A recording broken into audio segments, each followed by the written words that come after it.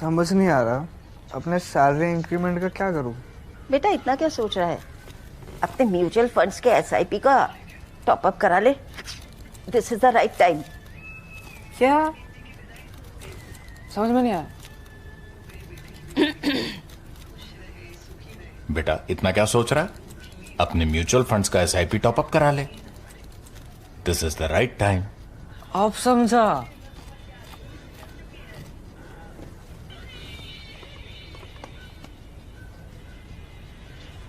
Mutual fund investments are subject to market risks.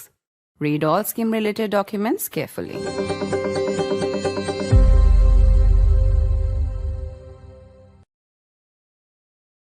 Hello and welcome. My name is Zafar Iqbal and you are watching the Mojo story. Prime Minister Modi on his first visit to China in 7 years for the SCO summit in Tianjin.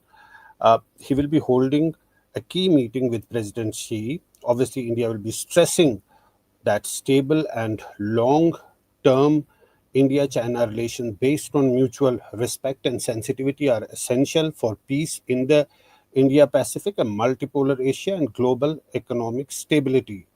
Even as, according to a New York Times report, Trump's habit of shooting off the cuff with little regard to accuracy has made Prime Minister Modi wary of taking his calls. To discuss this, we're joined today by an eminent panel. We're joined by Ambassador Veena Sikri. Welcome to Mojo Story, ma'am. We're also joined by Sushant Sareen. Welcome to Mojo Story, Sushantji, and also Major General Neeraj Bali. Sushantji, if I may start with you straight away. This New York Times report that Prime Minister Modi rather did not take calls from Trump. He tried to get in touch with the Prime Minister, obviously because India is wary that what will he say later on, how will he interpret those calls that has happened in the past. He's been repeatedly making those claims that he was responsible for a ceasefire between India and Pakistan. He stopped the war. So clearly it seems that his ego is hurt more than anything else. And that's why we're seeing this reaction from America. It's more to do with that than with India buying oil from Russia. Yeah, Zafar, I think it's quite clear that, this whole business that India is buying oil from Russia, this is Modi's war, that's utter nonsense, complete crap. But, it's a good fig leaf for whatever the Americans are trying to do. The problem is also not so much that, the government of India was not ready to acknowledge that America played a role. They didn't mediate. But look, even in the past, during Kargil, for example, it was the Americans who told the Pakistanis to back off, and then Nawaz Sharif went scurrying to and signed on the dotted line, right? And he came back and a ceasefire was announced. It was not as though the Americans were interceding. And at that time, they were at least sensitive enough to what our red lines are. I think what really has peeved the Indian side, and for absolutely very valid reasons, is that not only did the Americans say that, or Trump, tweet, even according to this story, the New York Times story, that Trump tweets that, there is a full and immediate ceasefire. It is what Rubio did after that, that they will be meeting somewhere else, and, at a neutral place. At a neutral place, they will be meeting. Something which subsequently Trump, I don't know, one of his visits, maybe to the Middle East, he said that, pointing to Marco Rubio, you could probably take them to a nice restaurant. Yeah. You start scratching your head in wonderment at what is happening to American diplomacy. Not always the most sophisticated, but also not, as plebeian as what we are seeing it. So obviously it was going to stiffen Indian backs. Now, did the Prime Minister refuse to take Trump's call? I consider it a bit of a stretch, frankly.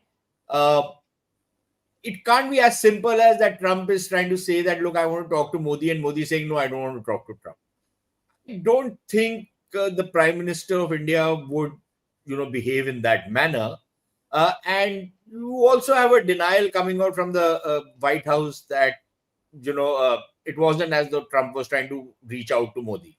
So I will not comment too much on whether Trump tried to talk to Modi and Modi refused. But of course, some of the apprehensions which would be there in the Indian side are very clear. Also because Trump has done this with some of the other leaders. Yeah. You know, he tried to browbeat them on the phone and then announced a deal which was never there, which was never Right. agreed. Right. And then smaller countries find it difficult. How do I go against Trump? How do I say that, you know, what he's saying is a complete lie or a complete fabrication? So there are those, there probably would have been those concerns, but was that the reason that the Prime Minister was avoiding his call? I don't know. Maybe Ambassador Sikri is in a better position to answer. She's been a Yeah. diplomat. I'm anything but a diplomat. So Yeah. I think Yeah. that's a question. We'll ask Veena Sikri, ma'am. But the fact is also that Trump wanted Prime Minister to go to Washington at a time when Pakistan's army chief was there. So there are clear apprehension that nobody knows, very unpredictable what he wanted to do. Perhaps he wanted both of them to come together in a frame because he was already pitching for a Nobel Prize and Pakistan has in fact recommended him for the Nobel Prize. So it's very complicated. It's not that simple. We have to understand the person that Trump is, Ambassador Veena Sikri. That first of all, our Prime Minister has been fully consistent all the time, right from immediately after Pelgam and then, the May events, 9th and 10th, Operation Sindoor, all of that. The fact of the matter is that America's foreign policy had always accepted that they will not mediate between India and Pakistan. Always, even President Clinton, even if we're talking of Kargil, yes, Pakistan keeps running towards the Americans because they keep telling America, I'm so useful for you, I'll do this for you, X, Y, Z, all of that, and this is what you have to do. So Pakistan has consistently been trying to internationalize the Kashmir issue, and we have always said, and especially after the Shimla summit, the Shimla agreement, this was the key issue there. Only a bilateral solution is to be sought for the Kashmir issue. And America has accepted this all along. So I think what is most disconcerting for Prime Minister Modi and for the government of India, and I would say for the people of India, why is President Trump seeming to change this position? Because he's going on and on talking not only about what happened in Operation Sindoor, but also as Sushant just said, subsequently, okay, we'll do this, we'll have a meeting here, we'll have a meeting there. This is completely not acceptable. And given the good relations that have built up between all presidents of the USA and India, and particularly with Prime Minister Modi over the last 10 years under President Trump's first term and now a second term, we did not expect this at all, that you'll suddenly have a change on an issue which they know is absolutely central to India's foreign policy and absolutely clear that on which India will not change its position, which is a red line. And, Dr. Jaishankar, in one of his recent statements, he drew 3 clear red lines for India. The third red line was that we will never accept third-party mediation on India and Pakistan. We will continue to buy Russian oil. And on trade and tariffs, we will continue to protect our farmers, our dairy farmers, our fishermen, and all, small and micro entrepreneurs. So I think this is what it is. And that is why Prime Minister Modi, after seeing all this time that despite Prime Minister Modi having explained in the last telephone call, which took place while Prime Minister Modi was in Canada for the G7, that, that made no difference. He explained again directly one-to-one. I think before that, there had been no conversation between President Trump and Prime Minister Modi. And even otherwise, there was no mention of trade. Every person in India, Dr. Jaishankar, the Foreign Secretary, everybody said there's never been any talk of trade in the context of, what happened, Operation Sindoor or post-Operation Sindoor or anything like that, never any mention of trade. And suddenly it comes in that I use the trade act. So I think that this is the biggest area of concern. Why this sudden change on a policy of the American system that was a bipartisan approach. It was a bipartisan policy. And suddenly, why is President Trump, after the first term, that he was so, forthcoming in the relationship with India and what he said about Pakistan in the first term, and now what he's doing with Asim Moni, this question of wanting Prime Minister Modi to come to Washington when we know that Asim Moni is going to be there. it's And unbelievable, and, actually. and strangely, after that conversation, that telephonic talk between the Prime Minister and President Trump, he repeated what he said. It is Yes. not that he changed his stand, and it is not only Trump who's making these statements. What about his advisor Navarro and others saying that it's Modi's war and India is arrogant and they are the tariff king? It is not. When you say that this relationship has been built since many decades now and it's reached this point and it's multidimensional, why do we see such a sudden change from America, from the administration, right from President Trump and his advisors? Almost on a daily basis we wake up to a new statement. General Bali. Well, I think to expect anything out of this administration in terms of rationale or logic, we'll be here for years and we won't be able to make sense of what they're doing. It's trying to read pattern into randomness. The old templates are gone, the norms are gone, there is no paradigm. Something new happens every single day. So it's impossible to say, but it's clearly something very personal. I completely agree with Sushant that it's complete nonsense that it has anything to do with anything like trade or like oil or things like that. It is something trenchantly personal. That is very clear. The way he's gone out of the way to be abrasive, the way he's not just attacked us in terms of tariffs, he's attacked our right to be sovereign in many ways. I think the other explanation is that there is this right wing MAGA ideologues led by Steve Bannon and other people who have written out the document called whatever 2025 or things like that. And they are simply pursuing that policy. It's the overall policy has been written down. Now it is the implementation. And as far as other advisors are concerned and diplomats are concerned, who's left in America? Everybody seems to have fallen in line. Marco Rubio is a pale shadow of himself. He is no longer the confident diplomat he was. He's simply just mouthing whatever Trump says.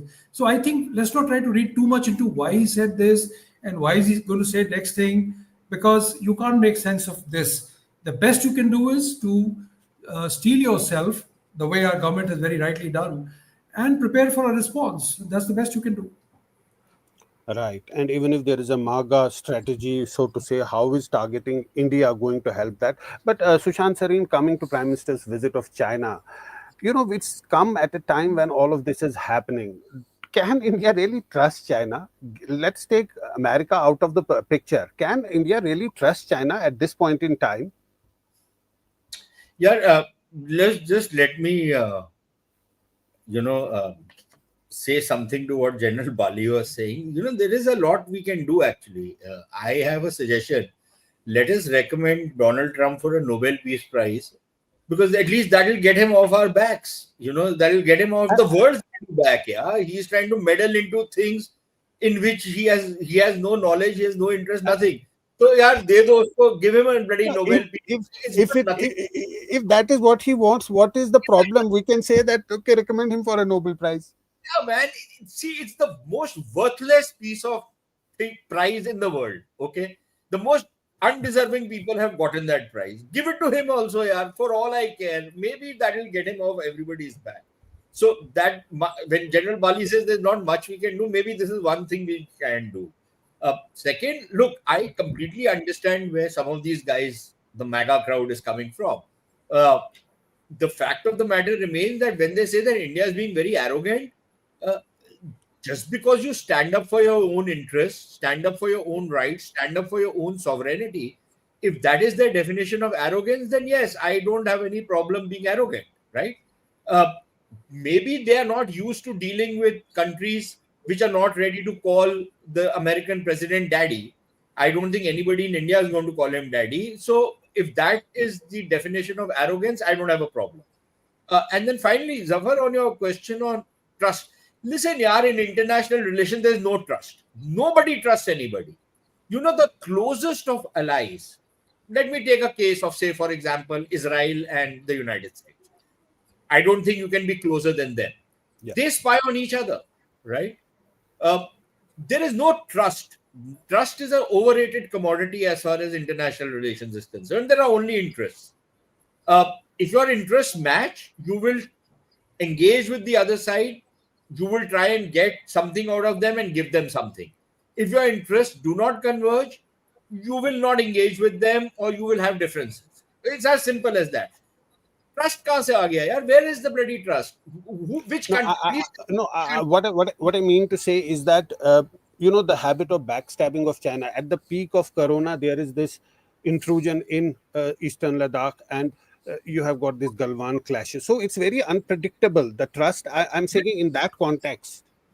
Zafar, but the point is that who asked us to assume that the Chinese will not do something like this? Yeah, you keep your powder dry, you keep your forces on the ready, you do not trust anybody. If there is a guy, and in fact, we used to do this. Maybe General Bali will bear me out. The fact is that every time a neighboring country does military exercises near the border, there is a kind of a mirror deployment which takes place, lest somebody gets some funny ideas. It was just an exceptional period of time, the 2020 pandemic, that we decided, okay, fine, if these guys are doing something like this, the counter exercises were not taking place. Had that been happening, or at least you had put some deployments out there, maybe the Chinese would not have tried to intrude, right? So the point is that this is something which we have to internalize. This business that no, it will not. How did Kargil happen? There was an understanding that both sides will, de-induct from the heights when the winter comes, and then go back and occupy those positions. For many years, you followed that protocol. Then one side decided they are going to, short circuit that entire protocol and take those heights before you reach them. That is the origin of Kargil war.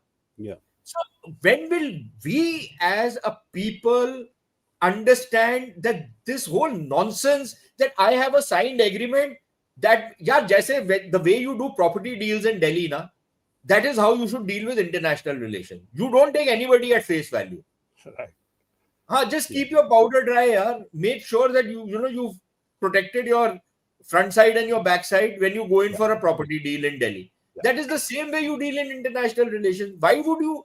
Which idiot in the world tells you to trust anybody? Yaar? There is nothing called trust. That's overrated virtue. That's my view. Right. Ambassador Veena Sikri, would you agree that it's come at a critical time? We know just 2 months ago, there was this SCO meeting where Defense Minister Rajnath Singh did not sign that document when the question of Pahalgam was not mentioned there. So there are many things that have happened in the past, and what this has come after all of this Trump tariffs, which has rather targeted India more than China, but also China on its target. Well, let me answer 3 or 4 questions that have been raised. First of all, on the question of trust. Now, let me say that in international relations, while you may not, consider trust in the context that you consider in personal relations, but certainly I think that the factor of trust doesn't mean that you are not going to verify. The old Stalin saying, now many others have appropriated that saying, but the old Stalin saying was trust but verify. Praveriyai nu praveriyai. You have to trust somebody in international relations, and I can say that certainly Prime Minister Modi, over the last 10 years of a very, very extensive and active diplomatic engagement, he has built up levels of trust with many leaders, and certainly it doesn't mean that you don't stop getting information, you don't stop finding out whether there's somebody else who's doing something else within that country. All that goes on, but personal relations, good personal understanding at the highest level is an important factor which has to be built up with many, many other factors. It cannot be the only factor. And for example, people to people is equally important, and so on. So the purpose of international diplomacy is to consider whom you want to trust, whom you consider you can trust, because you feel afterwards, after you've had the summit meeting, after you think there can be trust, then you have to see whether it's followed up, whether it's implemented, whether the trust is justified or not. All that is there. There is the entire process of diplomatic relations, because when signed agreement, then on verifying whether those people are fulfilling their part of the market. Just as Wang Yi has come to India 10 days ago and promised all kinds of things, urea and tunnel boring machines and rare earth. Well, we have to see whether they actually arrive. Only then you know whether they have. So that's one factor. I think nominating for the Nobel Peace Prize is out of the question because, as I said, our consistent foreign policy is not to have any mediation. Recommending anybody but we can think out of the box. Just no, on question of mediation between India and Pakistan, no. No, on the question of Nobel Prize, on the question of Nobel Peace Prize. You have to recommend Nobel Peace Prize for a purpose. When you recommend, you have to give a purpose why you're recommending it.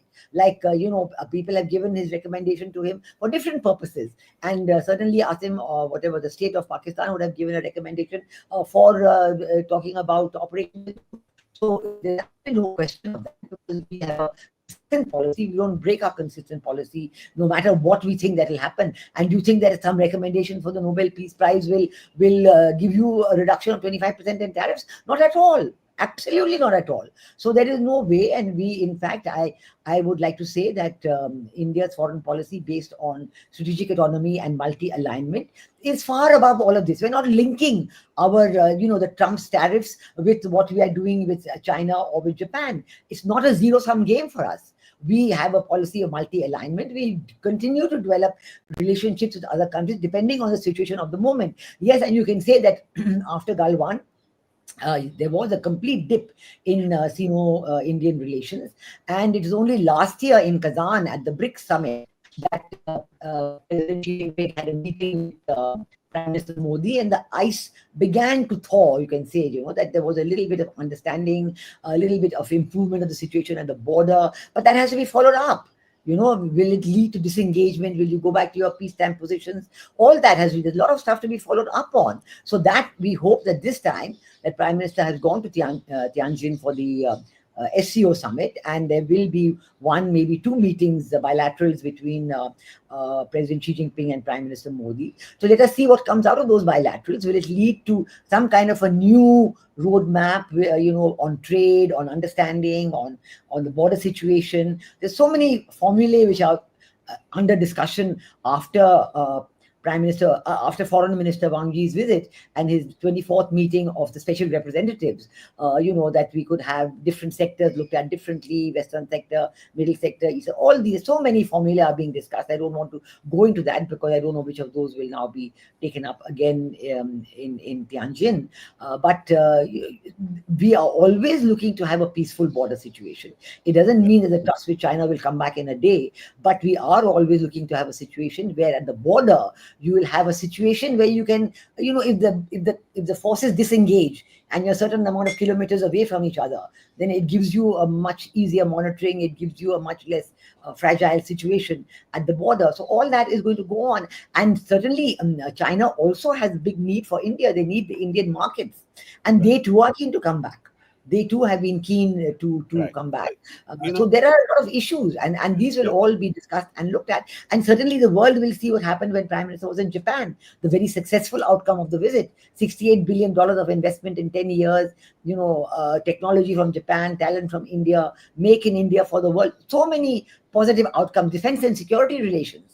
So whether there's a Quad or no Quad, India and Japan are building up their defense and security relationship very significantly. They're going to have built together a very special naval mast called Unicorn, which is going to be a very complex antenna, which is going to give communication skills for naval vessels. So these are very important decisions in Japan. So lot of homework has been done in the last 1 year. That's a fact. But also what's happened in last 1 year is the India-Pakistan confrontation, the clash that happened. And China is a factor that cannot be ignored in that. General Bali, Indian military, said that China was providing real-time information to Pakistan, and that really caused problems. At that time, it was not that India was fighting only with Pakistan, but it was also fighting with China. So that is another thing that has to be factored in when we talk about the larger relationship between India and China. This is another sticking point, another elephant in the room. Let me first go from sublime to the ridiculous and join forces with Sushant and say, let's recommend Donald Trump for Pulitzer Prize in fiction. He deserves that more than anything else. But to come back to this point, No, I would agree with Sushant's theme song. Why are we expecting anything different from China? We have treated them like adversaries. We believe they're adversaries. We are eyeball to eyeball on the line of actual control, where I've served for several years, gone even across to talk to the Chinese. And while the border was always quiet, and there's never been a problem like we had with Pakistanis, but why are we surprised that they were helping the Pakistanis? They would. As a matter of fact, I think time has come for us to do a thoughtful revision of our thinking towards China, move forward cautiously and carefully, deliberately, to improve relationships with China. I am not at all talking about the sentimental days of 1960s, that jalebi-like treacle of Hindi Chini Bhai Bhai. Not at all. We've got to move forward. We've got to, I think personally, as a layman, we could, for the time being, stop talking about the border question. The Chinese are not talking about it either. We are in any case moving ahead on trade. Our trade has increased from 2020 to now from something like 58 billion to, I don't know, $127 billion. So we already are having this kind of a thing. Several things Ambassador Sikri listed out, where we have started direct flights. Mansarovar, we can visit again. We can do various things with them. So I think this has to be based not on the fact that as if we have been browbeaten by one power and now we are moving towards another. Because the fact is, we have not been browbeaten. Somebody has tried.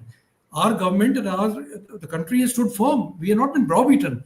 We are moving towards China and to improve relationship based on our own strategic necessities. And I would just end by saying this. For years, we have been given to believe that America wants us to become strong because A, they want our markets, and B, they want us to be bulwark against an authoritarian China. Now, why the hell should we be a bulwark against anybody? I don't see why should we be playing that game for anyone. Today, we are not the bulwark for Russia, but we are getting slapped for it. And tomorrow, if we have to stand up against China, it makes no sense. I think China, of course, is our neighbor. And if I may say, China is probably the future. So it's a good time to do a little pivot. And by no means am I saying we should pivot away from US. I'm not saying we should to escalate something. The spat should get worse. Not at all. It is a very balanced approach.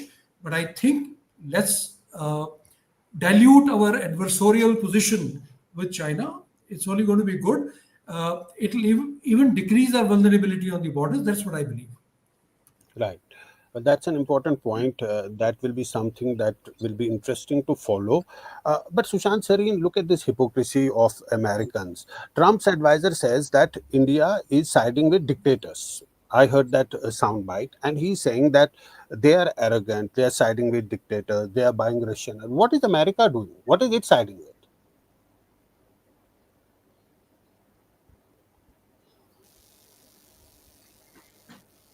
Can you hear me? Yeah, we seem to have lost the line to Sushant Sareen. Yeah, we'll try and connect him back. But Veena Sikri, the same question to you. Ambassador Bali. Jump in on that. Yeah, General Bali. Just sure, this is hypocrisy. The most astonishing statement I heard was from, I think, Peter Navarro, who said India should start acting like the strategic partner to the US. Is this how you treat your strategic partners? Not only diplomatically, but also publicly. So I think there's a lot of hypocrisy. The Americans don't seem to realize that the days of American exceptionalism are over. They still seem to think that what applies to them doesn't apply to anybody else, which is not the case at all. If you read Fareed Zakaria's book on post-American world, the fact is, what the Americans haven't realized is that while America may not have gone down, but many of us have come up. Many of us have got a different image of ourselves now. So this is complete hypocrisy. They are in bed with a whole lot of dictators. Look at the people they are treating well today. Pakistan, North Korea. They are treating even Putin with kid gloves while they are slapping us for buying oil from him. So I don't think we need to take those words very seriously. And yesterday I was on the show with Barkha and I said the same thing, that I think let's not be too sentimental about the fact that we are a democracy and they are a democracy and therefore they are natural allies and Chinese are not. I don't think so that is true any longer. It's like the famous Maya Angelou said, when someone shows you who they are, believe them the first time. And I think the Americans have given us enough evidence to tell us who Yeah. they are, who they believe in. Absolutely. Sushant Serene is back. We lost you briefly, Sushant. I was asking that Americans are telling Indians that, look, you are siding with dictators, you are buying oil from Russia, and you are arrogant, and you should rather join democratic forces. What sort of hypocrisy is this? What is America doing business with? Who is America doing business with? Zafar, the Americans have always done business with dictators. Yeah, when have they not? They loved dictators until the dictators became, inconvenient or irrelevant for them. That is when they went in for regime change. So, again, the word hypocrisy is like, it's part and parcel of foreign policy. Uh, Ambassador Veena Sikri, I don't disagree with what she said, trust and verify. But the trust part is diplomacies, right? That is what you say that, yes, I trust you. The verify part is the real thing. How countries, that is the hard power game which countries play with each other. I believe in the verify part, right? So this whole thing, yes, I'll trust anybody. But at the end of the day, I will keep my powder dry. I'm not going to, go into anything blindly simply because I trust somebody. So the point is now going to be that, look, as far as India and China is concerned, yes, we should have good relations with them. There's no doubt about it. The only problem might be that we are probably entering a world where that balancing act that we were trying to do. And again, balancing has been done throughout human history, right? If we were trying to balance China by getting closer to the Americans, the Chinese were also trying to balance us by getting closer to the Pakistanis. The Russians were trying to balance the Europeans by getting close to the Chinese. So this game keeps going on.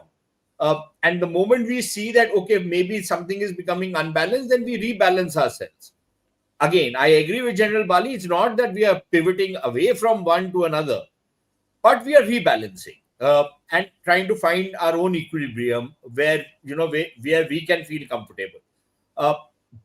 So the point which I'm trying to make is that as you go forward, you have the Western Bloc under a very capricious American administration, which is like virtually running amok. Yeah.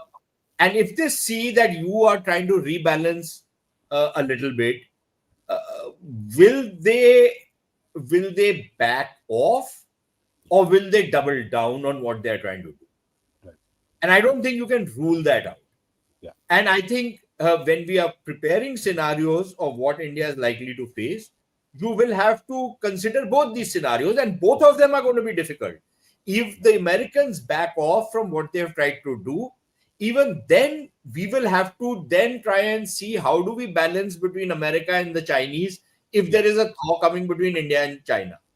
And how does that play out with the Americans? Secondly, if the Americans double down and come in with even more harsh measures against India, then what is our fallback positions? I think we will have to now start considering those possibilities rather than assuming that, okay, maybe 3 years later Trump will go. Trump might go 6 months from now. Just yesterday, Vance was saying that, okay, if Trump goes, I will, serve the country. Maybe he goes 6 months from now. Maybe he goes 3.5 years from now. And whenever he goes, how do you know someone like him is not going to replace him? Yeah. So, I am a little, I would be, looking at a lot more permutations and combinations. We are just not living in the very comfortable world of certainty, which was there maybe 5 years back, 10 years back, 20 years back. We are entering into a world which is full of uncertainty. Things are changing virtually overnight now. Relationships are changing virtually overnight.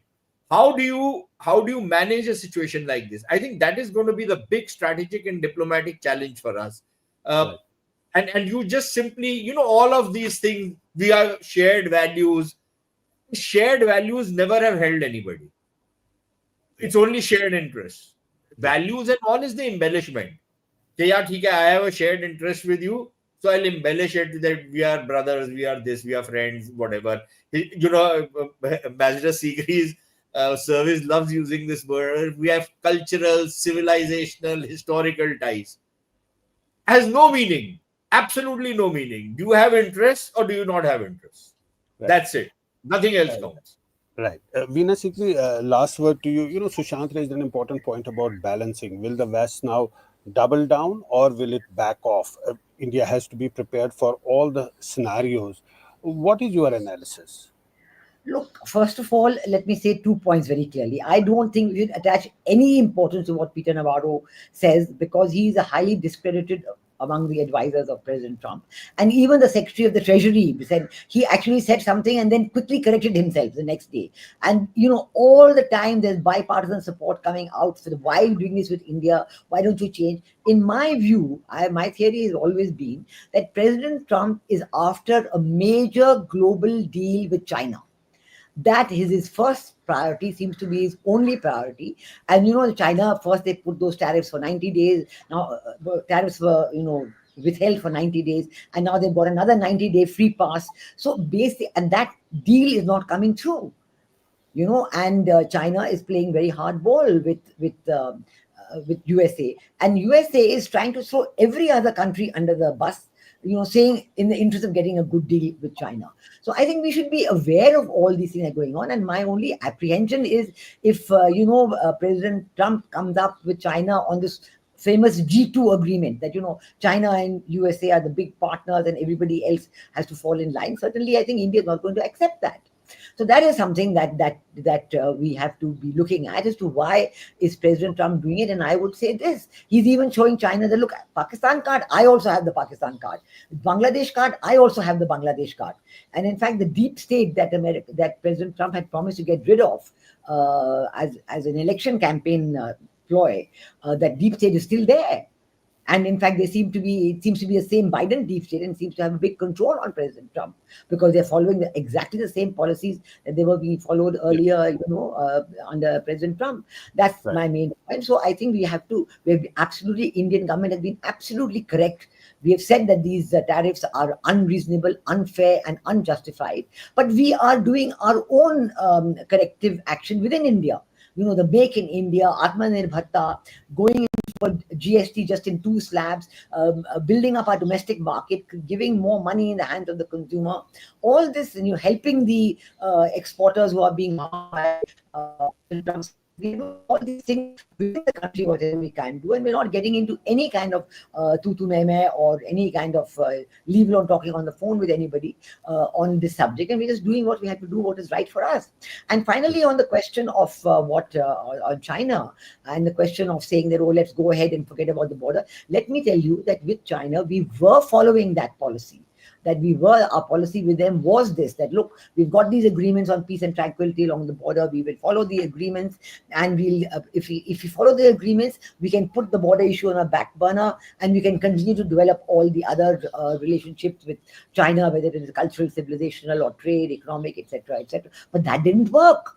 That didn't work because in 2020 in the Galwan, China just tore up all the earlier agreements and came in with those weaponry which looked absolutely horrendous. I mean, we're not supposed to have any kind of dangerous weapons at the border, but they came in with these clubs tied with barbed wire and coil, but then they got a bloody nose for it because we know that they lost a lot of soldiers in Galwan, and but it was a big shock to us as well. So we have been very particular. We have been shoring up our defenses in that area very effectively, and now we are prepared to talk again on the border because Prime Minister Modi and Foreign Minister Dr. Jaishankar, they have clearly said that peace and tranquility at the border is a vital ingredient. Without that, nothing else will progress. Earlier, the agreements were there on peace and tranquility. They've been torn apart. Now we need to get back to a situation where we can... Ambassador Veena Sikri, Sushant Sarin wants to come in. Sushantji, please make your point. Yeah, very quickly, 2 things. One, on the lighter side, Ambassador Sikri talks about G2. I think the best way to shoot down G2 is to tell everybody that this was Obama's idea, right? And because Trump hates Obama, he's not going to follow through with it. So maybe, Ambassador Sikri, that is something which we can try out. But the point is, it's the same deep state that he's listening to, and the same deep state that is telling Obama is now telling President Trump. So there's Yes. no more, because he knows whose idea it is. He But I actually think knows whose idea it is. we should appeal to Trump's sense that this was Obama's idea, and then you can be rest assured he's not going to go through with it. I can assure you. Secondly, I think that's a very important point which Ambassador Sikri makes on this border issue. And I tend to agree with her simply because she's correct. You know, all those confidence building measures, all those protocols, all those border management practices that had been worked out between India and China were actually in many cases being observed more in their violation than anything else, right? And I think the real trick between India and China is going to be to try and sort out the border issue. Of course, it will not be easy. It will be extremely difficult. It will involve give and take. It will involve a lot of political capital being, risked, at least on the Indian side, because in the Chinese case, again, it doesn't really matter so much. But in the Indian side, the current dispensation will risk a lot of political capital by trying to get into a deal with China on the border, on the boundary question. But if you can manage that, and I'm not saying you can, but I'm saying that if you manage that, then a lot of your other problems which keep creeping up as far as China is concerned will get sorted out. It'll give you a completely different complexion to the relationship. But if you don't sort this out, and what General Bali was saying, that look, focus on the other less contentious issues. Those less contentious issues become much more contentious because of this border question. So if you can try and sort this out, this is a golden opportunity to try and sort it out. That's my view. There's a point which has come because the Chinese are feeling the heat from the Americans. We have been rubbed the wrong way by them.